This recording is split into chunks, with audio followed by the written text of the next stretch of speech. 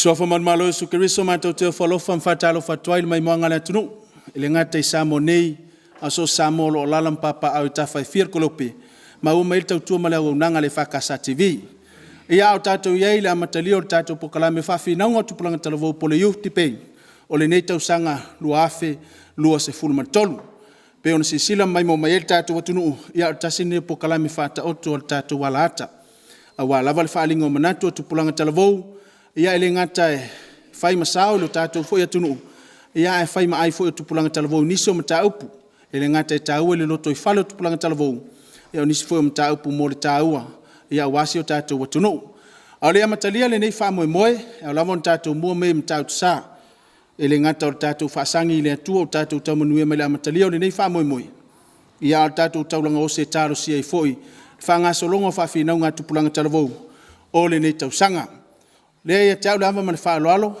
ele amatalia le nei tatou talonga mua te vala watu man fa alo sunga toina sunga ya ia se wala ya ole faila tusi foi le komiti o toina ya tamau le kalesia ya saunia tatou sauninga lotu nga te tarusia le nei fa moi ya tatou luai talonga fa fina ngo nei tau sanga luafe se fulma tolu man nga fa alo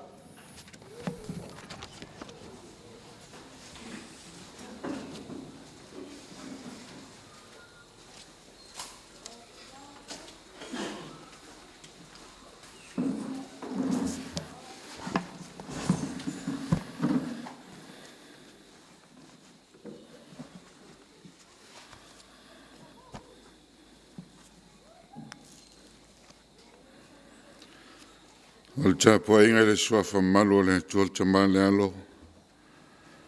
Manangang paia. Tantou talo. Matou faf teitele le atua ili nea manoa. Wa e fasino i matou mtupulanga talavou. Faiso matou sao mo le atunu ma le kalesia. E mata fere le feau ma le ngā luenga o wala winai mātou le nei afiafi. A o le pito la au whale anganga. Ina ia whao o pēr i te tono a inga. O nuu matangata i tō tasi. O le taua o mawhauwhaunga.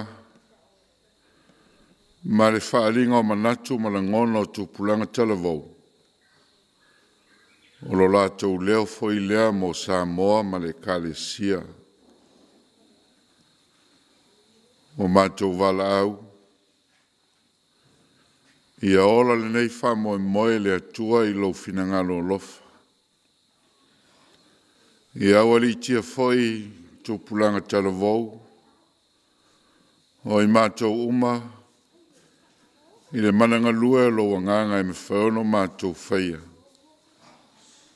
Fai le ala e te whasino mai. Ma whaonga ia i le ola o tupulanga talavou. Ina ia telepea sovi inga. Tātou mlau a fio le nei a fiafi. Te talaulo ia le nei whamoe. E ala ia ke riso. O lo mātou ali i ma le whaola. Amene. Veinga iwa sfulma le lua, tātou pesea i le tua.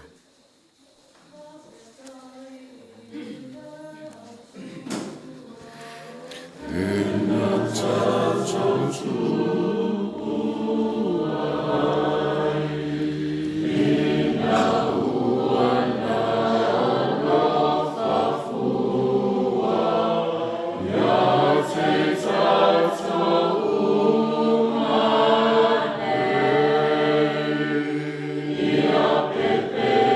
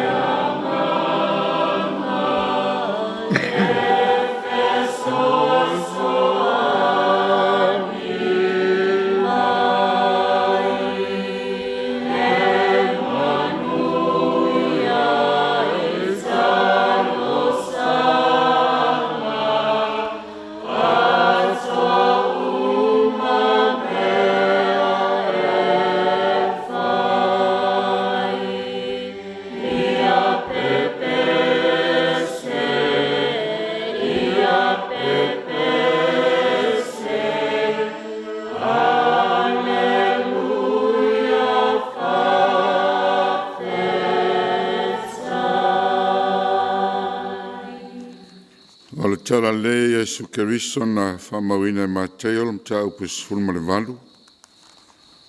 Tos fai taule o le so, al fai pesfulu. Whangata mai fai pesfulu. O te fai tauina ni se fai upu. O le feta lai mai o le atua. Ilana whiongo pa ia.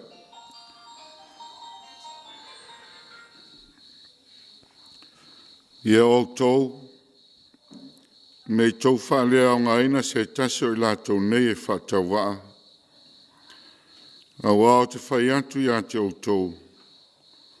O a lātou angelu le langi, e lea o nona lātou wawa ai whongo lo tamao le langi.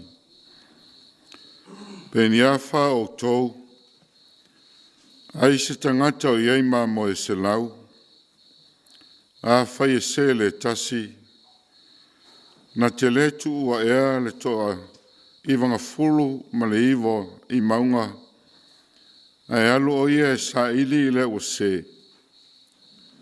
A whai foi na te maua, e moni, o te whai atu ia te o tau, e tele lona oli lea, ai titi le iwanga fulu ma le iwa e le se. E whapelo o tau tamau le langi. E le finangalo ia ina ia whano se tase o lātou nei. E whatawa. Ia I lea tua poto pelo na vi inga. O feta lai mai mo tātou le nei a fiafi. Whangaina whai upus fulu. Au iei ni ma whauwhaunga. Ia o tau. Nei tau whalea o ngaina se taso I lātou nei e whatawa. A wā o te whai atu ia te o tau. O a lātou angeru le langi e lea o nona lātou wawa ai whonga lo tamā o le langi. O le leo mā moe le lei. O le leo mā moe le lei. O le matau punei o le longo leo tele lea I talinga. I to tono o so se sau whainga inu. O a inga o sosa iete. Tainane foi le whiau mani ngā ruenga le atua. A se longo foi e langona pelo na leo I se kone minute I tu la ma so uma e leo no. O se whiau o le finangalo le atua. Ina ia whapea o na whaia e le tangata ke usiano. E le tau whaeilo ina le tali a istangata I le leo le longo o lo tata pea. Ma o lo tātou lo foi mo tātou langona ina. Le mawhatia ma le aafia. O nai whanau la iti ma tūpulanga. Ao I lātou tonu lava leo lo whaasino I ei le vaenga leo le mta au po sifuru ma le valu. O se au pito I titi. O lo whama mafa mai ei rao a onga Yesu. Se mafa ufonga whapea. Ia taitala whetau I le whainga e le tangata o nei tangata laiti. Ma le whainga le atua na te whai ei le tangata na whai ei lona whātusa. E ui lava ina le tusa me whai ei le tangata. A ia tau so I ai. Ia tau lata I ai. Leo lai le tangata. Ma le meo lo whai ei le atua I lana tangata. O le awa onga le li. Mo ne yaso ma le anga I atu le lumanai. O se awa onga e au tupulanga. o se mea foi e te tau na soifua, ma o lai le whanau le atua. O le fisili o lo fisilingi a i pea, i le fatu saina i Jesu o le mea te tau na whai, i le amana ia tele o le tangata whatawa, po sea o pito i titi. Na ia fisilingi a ailo na au soma tangata, a wha o tau. A whai e se lauma moe, a e se le tasi, e le mawhai eo na tu o le iwa sifuruma le iwa i le maunga, a e alu le leo ma moe su e mele tasi. O le whai longa manino leo le tāua tele i le atua o le tangata. O le amana ia tele le atua o le tangata. A whaia le wa aifa leo ma moe, o se manu wa se tasi, e le aiso na tāua, e tāua tele i le atua. Ua whaunga mai e le tūstala, le ngangana le wha leo ma moe, o no le mea tā tele i UTA. Ma le tūlanga o le lafu ma moe, o lo whatu sa ai le whanaua le atua, ma Jesu Keriso le leo ma moe. O le whiau e mamoli atu i tangata, ina ia mana ia tangata uma, ia whaita wina tangata whatawa, ma tangata le taua loa. Aua le whaita wina na o tangata mamalu, aua le whaita wina na o tangata e mawai mea, aua foi le whaita wina na o tangata o ngā, ma le alofa mai a i tātou, o le whamo e moe o Jesu, whaitau whatangata, whatau whatasi, ma tangata le taua loa. Tangata whatawa, tangata iti ma le amana ia, i le waai ma le fua whal tangata. Ona o tangata uma, na whaia i le whatusa, ma fōlinga o le atua. E pele i le ali ilo na whatusa, e pele fo ia te ia le tangata ma le ola na ia tūl tangata. Ina ia mana ia, mai loa i le istangata. O le ngā luenga lea, mō tangata uma, e le whapito nao le kalesia, i to tono a inga, ma to tono no, ai mai se foi o le wheau mani ngā luenga tāna ia le li. Ina ia lau tele la tātou wa ai, ia lau tele foi lo tātou a nganga fiso soani, ma ia le leila tātou whalongo. Tātou te langona ai le leo le tangata mawhatia, ma leo lo a whaina. Ia le lei foi le tātou wa ai, tātou te iloa ai, e iei leo lo misi. O le na le iloa, e le tuli ina i le misi, po le a toa le whaitaunga. A olo iei whawhita au li o ngaonga ua awhi ai le loto le tangata. E ma whai lava ona le iloa i tono le sa whainga. E ma whai ona le iloa i tono le ainga. Le iloa i tono le kanesia. O lona winga, ia o la tātou wa ai. Ia ma mau foi la tātou mataitu, i nai tangata whapea. O i lātou tonu ia, o mā moe o whaitauina o se. O lona winga, e mo mia 5 mā o le leo mā moe. E a apa atu e wha mā whana, e a apa atu e fō ma fusi mai. A watu se vai mā lu, se yutu i ona ti ngā, wha malama iai, le tala i le toe tū manu malo Keriso. Nei a fiafi ma le tātou mafutanga tupulanga talavou. Ai meise foi oe o whaafonga mai so se tafa. O le taulongo lea o le tusi o le nei aso.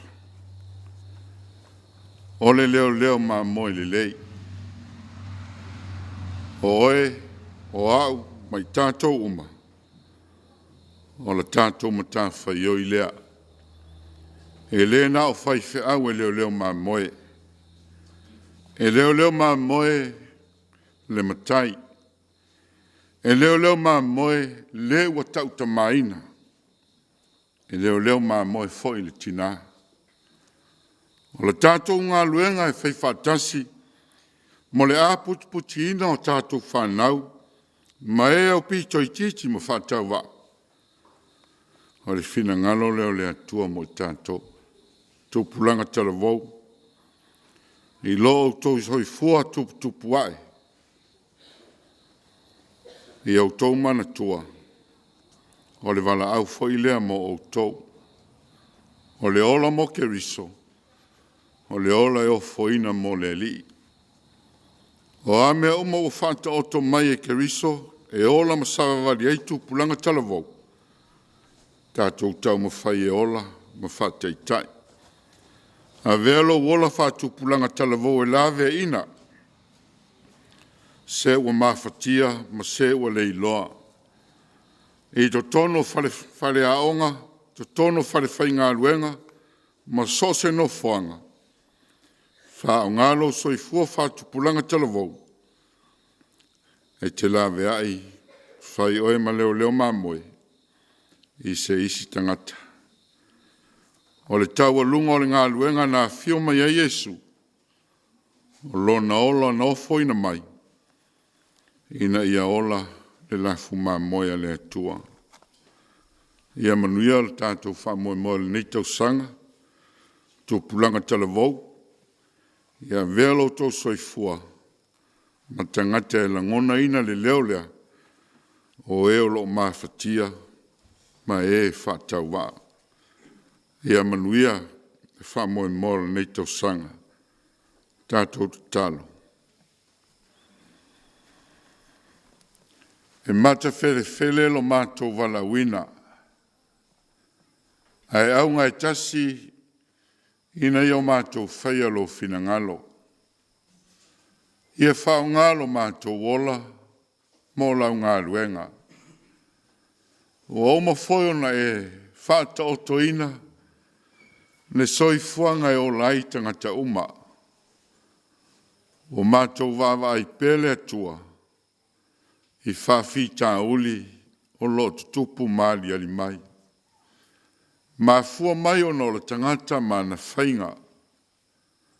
Mā fua mai foi o no le lea mana ia le istangata. O le tangata whatau wā. O longo noi mātou o lātou leo. O le mawhai fo na I loi la mātou wa ai. O le tau o mātou loto, lo mātou wa if. Ina ia lawe ai, ma au mai lātou I tonu. Tali tonu le tamā, o le wala uina whātasi fo I leo I mātou le nei pō. Tō pulanga talavou le kale sio Samoa mō tangata. O I mātou umalawa o leo mā moe. I o mātou tiute, mō mātou tofi, ai asili ai, o na whailawa I mātou, ma leo mā moia I mātou lava. I a tangi atu lo mātou wola I lau whanau, o I mātou o niola I sulufa I tangata, o I mātou foi o niola, e ola I se istangata.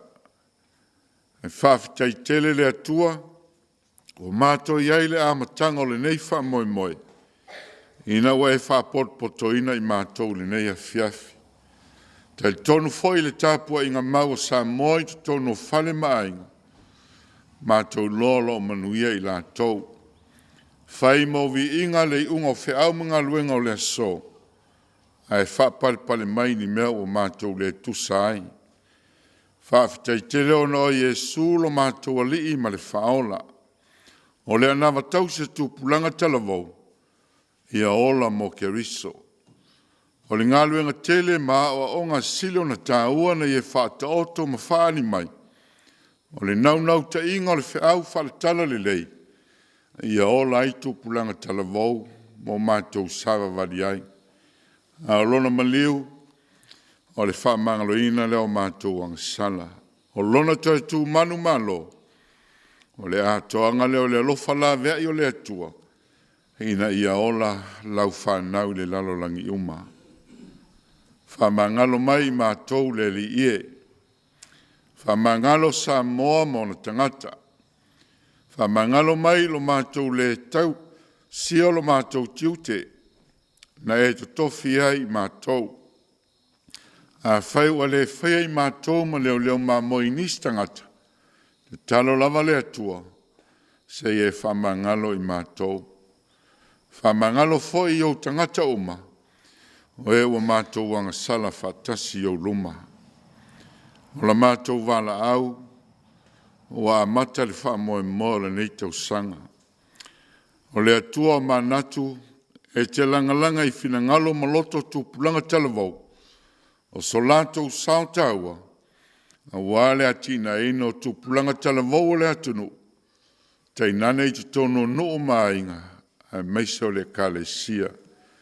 Maua solato file mu, ia maua foia i lato se whatei te inga le lei, e o laini stangata. Mātou wala au le li ie le i tu whalo whamasino, lau au whainga luenga, ia iai lo file mu, ia iai lato foi le loto matala, a wase vi ingo lo swafa i le nei whamoe moe. Ia manuia whanaua le kalesia o lo whasalalawina le nei pokalame, ia maolo lato malosi, whailawa i lato mawai malima o le kalesia, ia longo atu tutono whale maainga, le ngā luenga tā lai. Tātou mafuta pēr ma oelo mātou tamā, se o lava ina whaiu le nei whamoe moe. O ai latou mawhatia, ia iai lo file mōmalo wanga le lei, manuia le tāpua inga Samoa mau tangata lau tele. O la mātou te talo lea, mo mātou loto e tu ina whātasi atu mai mātou uma, e whaia pēlo finangalo, e leo so mātou whātau anau. Mātou walau e ala ia Keriso lo mātou alii, ma lo mātou whaola. Amene. E o leo wa whaafonga maua le tātou watunu wa meso tupulanga talavou, ia ua whitou tonu iai le nei whaamoe moe, ia i le mana wanga pa ia ma le whiautau moli o le tala le lei, e peon tāpena ina i le sungal toina, whailau tusi al komiti o tamau le kalesia, ia ua le talo sia ino le nei whaamoe moe mai lava ilona amatanga, se ia tau lava ilona si ui, e ilo leo whaatau waa, fonga moli o lau whainga luenga ma le pulenga le whakasa TV, tainane o lau lau a whaamsino ma utala vau tau vao le ne tau sanga, whaleo le ngang whaaftei tele, lau sunga le whailau tusi al komiti o tamau le kalesia, lau sunga le to ina mu ia se wala, e tusa o le whaamalosia le tala le lei, maiso talo sanga molia leo whaafonga maua le atunu umtupulanga tala vau, talo si aile nei whaamoe moe, mātou talo fua ile mau, hili soi fua whaale nganga, ia mese o le tino le mafau fau, ia malama le whenga iei matiu te mawhaiva ile ngata ile kalesia, mese fua wheau matiu te utofi ai, ile atua e whao ngaine iei le soi fua maleola. Ia a le amatalia le tātou whaamoe moe le ne fiafi, o le lase mai mo mai tātou watunu e vai foe, i whaasalalau ngā tātou company o langolangoina le nei pol kalame, au ina atu sao tupulanga talavou, ia warsi la fia o tātou watunu taliu mai, leo tāpena mai tātou rua i tālonga le nei tausanga, leo la tau sinio ai lau talavou le whakasa FALEALUPO uta, ma leo talavou le whakasa papatatala alo ia, whawhinaunga tupulanga talavou le nei tausanga, lua afe, lua se fulman tolu.